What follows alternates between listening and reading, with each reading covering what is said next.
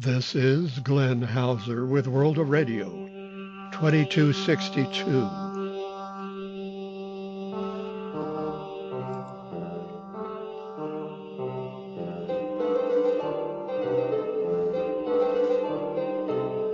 World of Radio is a listener-supported public service program about communications around the world, above all the dynamic medium of international shortwave between the AM and FM bands. On this edition recorded September 26th, Austria, Brazil, Chile, China, Cuba, Germany, India, Indonesia, Japan, Korea South, Mexico, North America, Oklahoma, Russia, Saudi Arabia, Turkey, UK, USA, Vanuatu, and the propagation outlook. Standard disclaimer: Austria and non. There was a report this week that one of the antennas at Moosbrunn transmitter site in Austria was being dismantled. At first it was thought to be the one for 6155, which carries only a few minutes of Austria's own programming each day, but it turned out to be another one. However, there is much more to this. Tony Pavik says, according to email from Reiner at Channel 292 in Germany, ORS, that's Austria, is to cease broadcasting at the end of the year due to economic reasons. No further details except a request to get any bookings in as soon as possible. Then Tony Rogers replies in the British DX Club. Christoph Rotzer posted this on the ADX list, originally in German. Since AWR is completely stopping its shortwave broadcast at the end of the year, as Jens Hofstad of Radio Joystick reports, broadcasting in Moosbrunn will also be stopped at the end of the year. I reply, if this be true, a huge loss for shortwave, as Adventist World Radio has been a major broadcaster via many shortwave sites, currently scheduled, in addition to Austria, via Uzbekistan, Sri Lanka, Taiwan, Tajikistan, Germany, Madagascar, and of course their very own shortwave station, KSDA on Guam. Can anyone confirm this info from AWR itself? This has led to lots of conflicting information as we're trying to find out what's really going on here. I checked the AWR.org website for the monthly message from the president of the organization for September. He does say we will never give up, but he makes no mention of shortwave in particular. As Cameron in Michigan says, as someone interested in linguistics and religion, this is a huge loss. Adventists are very evangelistic, and this must be a huge decision for them. And Tony Pavik replies, a very good point I think international broadcasters ignore. The fact that AWR broadcasts in Urdu, Maasai, Jula, Malagasy, Takelchit, Akan, Meto, Igbo, etc. It's ridiculous to think that speakers of these languages all have access to cell phones and computers with internet to stream programming. Furthermore, to place programming in hands of local FM or medium wave broadcasters places services at the whim of the political situation in any given region. Broadcasters are fascinated by this shiny, shiny toy that is the internet and streaming, and are blinded by it and forget that sometimes something simple like shortwave is really the most effective and far-reaching. Then on September 26th, Fibber, that is Christopher of the DRM-NA group, says, a person on the phone at AWR said that shortwave closure reports online were untrue. They were unable to confirm Moosbrunn-specific closure, however. That's from 1-800-337-4AWR. Mark Haddam in UK points out, on the AWR.org website, they are advertising for jobs on Guam. And I don't see anything about this on their Facebook page. Joe's Jacob in India, who is an official AWR monitor, tells us, I saw in the WRTH Facebook page, reported by Mauno Ritula, according to AWR, all rented shortwave transmissions will stop already at the end of this broadcasting season, but Guam will continue. By this broadcasting season, that would be October 26th, and not December 31st. And Kai Ludwig in Germany says, I understand that the AWR shortwave output is coordinated at their offices in Germany. Concerning Moosbrunn, there would be two scenarios. Either AWR decides to abandon it, or ORS decides to finally close the facility and throw them out. All other broadcast industry customers already went away at the end of 2022. Brazil, Lucio Tavio Bobovic in Brazil reports a signal on 5035, September 18th between 2201 and 2327. First, just a carrier, very weak modulation via remote in Paraguay, but he then heard some modulation with music and Portuguese. So likely it's the reactivated Brazilian on 5035, Radio Educação Rural Jiquari, Amazonas. It's previously scheduled to sign off at 2300. Rodolphe Grimm reports on 6205 some country music for long hours as early as 18 UT, September 18th or 19th. Heard there in southeastern Brazil, songs repeated periodically, and IDs as laser hot hits. That, of course, is a pirate in Ireland, but it was inaudible on remotes in Europe. Nor did their streaming match what it was hearing on 6205. So it looks like some pirate in Brazil or vicinity is on 6205, duplicating, at least by name, laser hot hits. Via AER in Spain, a report originally in French from Radio Magazine in Belgium about RCW in Chile, Radio Compañía Worldwide. It's a pirate relaying other stations which may not be pirates.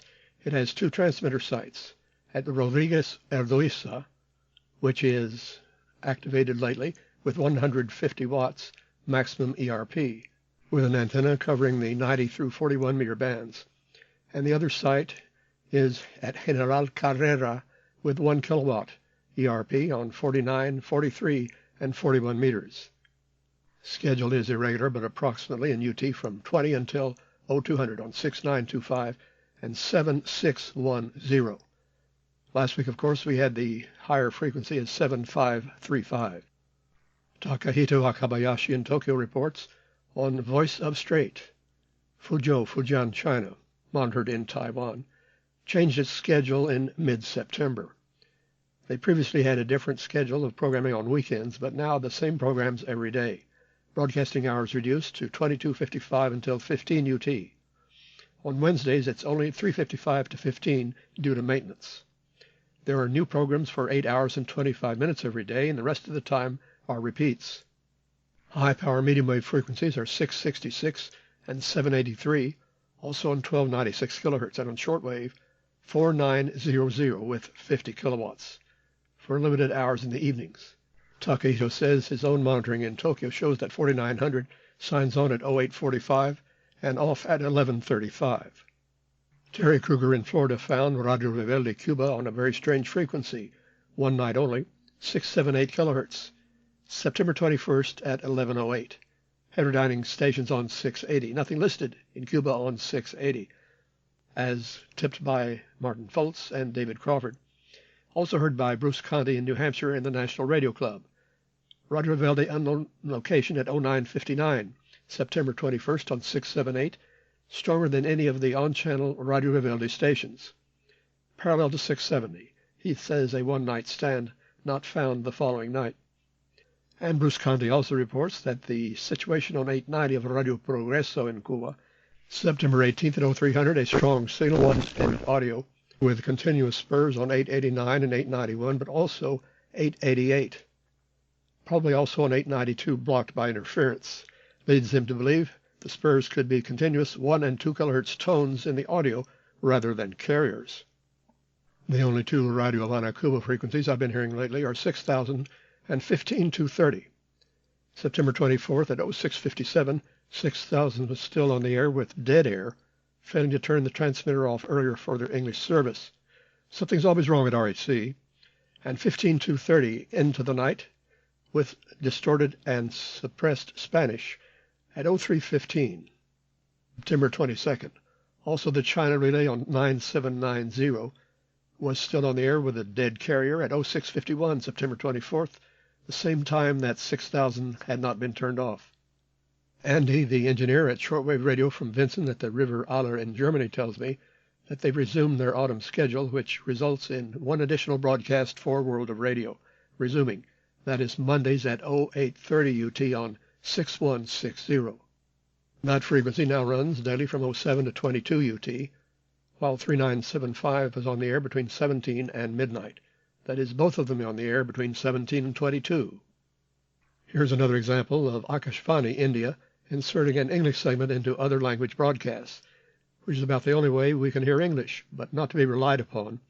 Richard Langley in New Brunswick says, on September 22nd, English started at 20:05 UT on 9620 during the French service, and then back to French.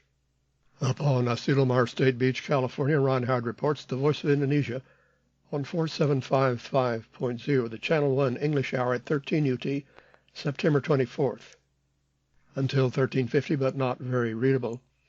He says, so why is the parallel frequency 3325 from Palangkaraya now routinely much weaker than Chimangas Jakarta on 4755? Ron heard RRI Nabiri Program 1 on 7289.93, September 25th, tuning in at 0827 until suddenly off the air at 0958. He says in this coming DX season, listeners in states east of California will probably have a chance at some decent reception. The most easily identified feature is the Islamic segment around 09 UT.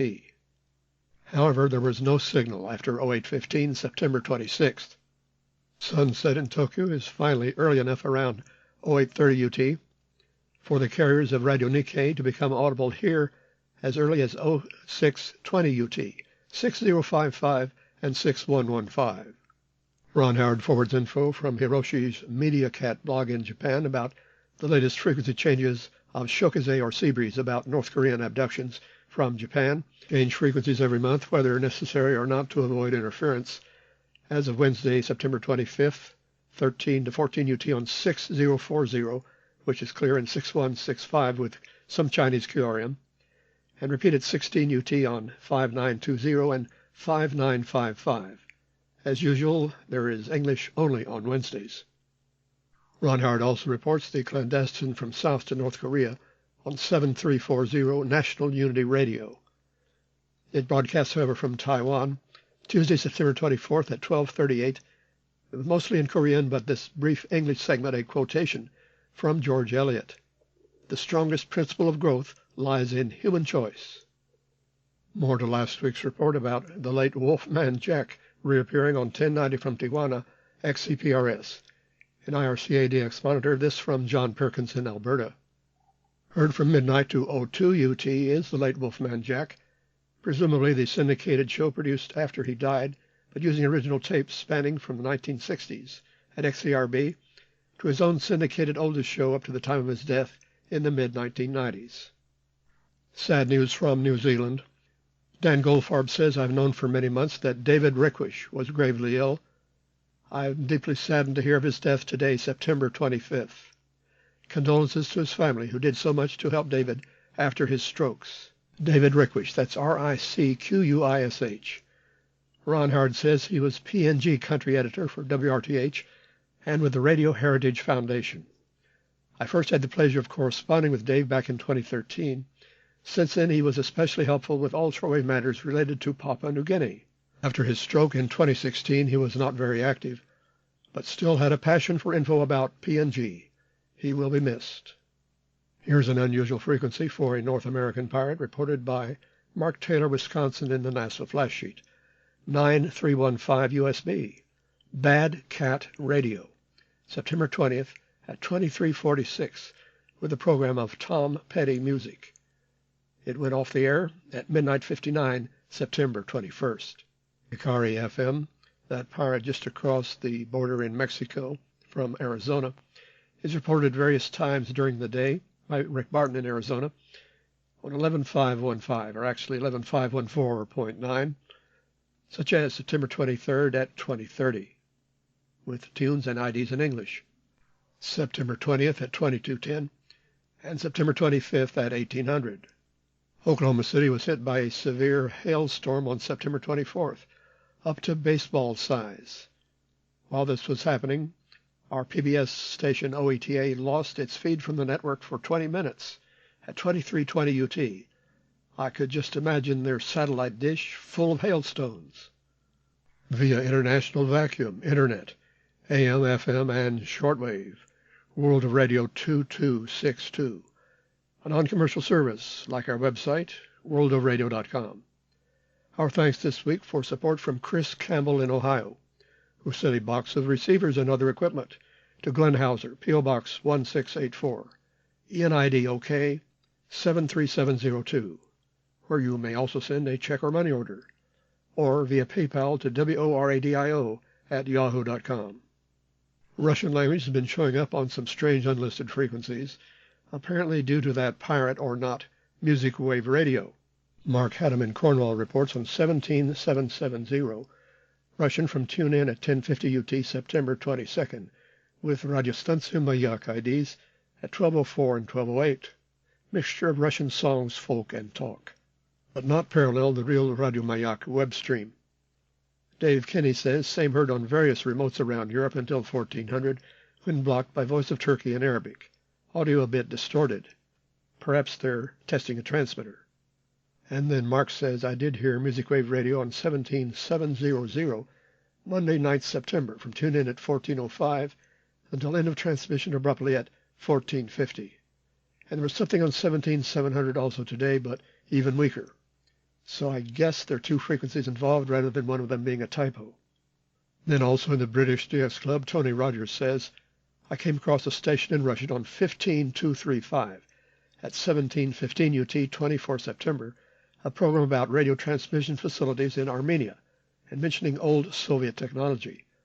Off at 1720 with a version of the familiar Radio Moscow interval signal, a bit distorted, perhaps Music Wave Radio or someone else testing another frequency.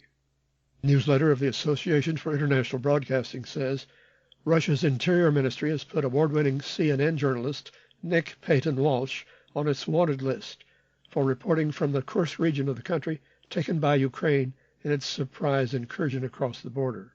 Saudi Arabia's 11935 transmitter carrying the Yemen service continues to be hit by severe chirping, presumably jamming from Iran. On September 24th, Wolfgang Büchel says 11936.173, a wobbling carrier from the Yemen Exile radio into the Qatar remote.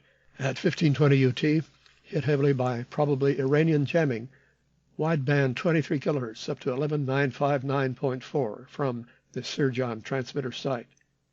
Walt Salmonev in BC replies, I see and hear the same very strong at 2056. The chirping extends up to 11955. But suddenly gone at 2057.45. Using the remote in Cyprus, Zaharis Langas in Greece says, on September 25th, clearly a carrier shifting upwards to around 8 or 9 kHz.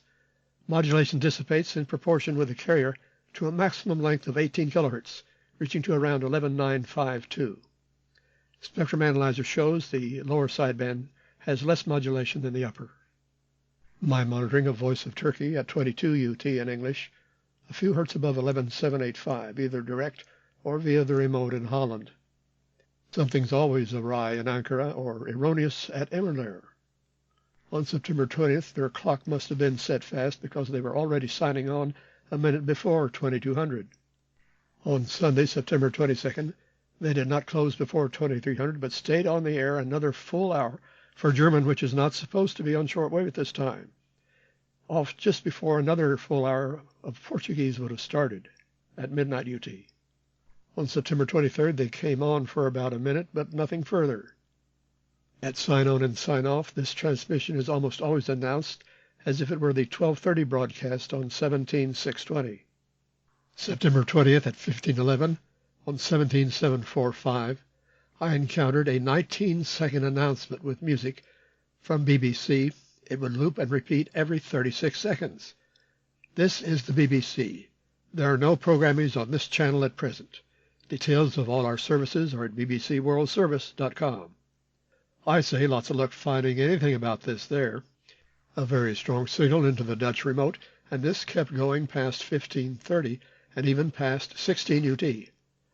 According to listings, on weekdays, this is during a sesqui-hour pause between two other BBC transmissions, Somali until 1500 via UAE, and Kinyarwanda starting at 1630 via Madagascar. From this reception, I suspect it was Madagascar, but why waste all those 250 kilowatts? Terry Kruger refers us to a story in The Aviationist, dated September 22nd. 193rd Special Operations Wing says farewell to the unique EC-130J Commando Solo 3 fleet. They were operated by PSYOPs to broadcast messages on AM, FM, HF, and TV. They saw use during operations Urgent Fury, Just Cause, Desert Storm, Iraqi Freedom, Enduring Freedom, unified protector, and inherent resolve, among many others. Also for the 2010 Haiti earthquake. It broadcast its final message at Lancaster Airport Community Days Air Show in Pennsylvania 2 years ago. The airplanes were easily recognizable by their large X-shaped antennas on the tail. David Cole in Oklahoma forwards an opinion piece from the Washington Post of September 23rd, How America Can Defeat the World's Most Formidable Information Warrior.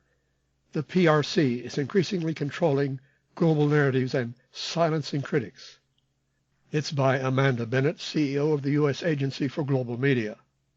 She begins, the United States is not yet losing the global information war, but we soon will be unless we act quickly and make the most of our strengths.